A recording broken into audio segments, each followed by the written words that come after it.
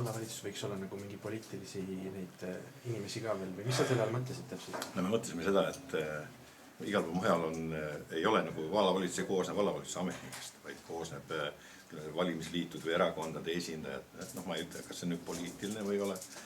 Ja me oleme seda arutanud, aga me ei ole selles üldse veendunud, et me tahame seda teha.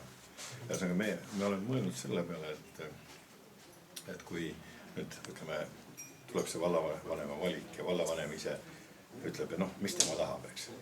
Et vaata, põhimõte on selles, et vallavanema tööd tuleb, nagu öeldakse, ainult soodustada, mitte pidurdada, mitte et kui vallavanem ütleb, tema tahab üldse ametnikest seda, no siis on selge, ametnikest, kui vallavanem leiab, et erakondade või valimisliitude esindajad on nagu värskendavaks seal juures, eks, siis tuleb panna sinna, eks, aga noh, see ei ole praegu üldse, et see on nagu sellest uuest vallavanemast, et kes siis selle posti saab ja kuidas tema tahab. Temast teeb. Jah, et kuidas tema tahab seda asja sättida. Selge, okei, aitäh.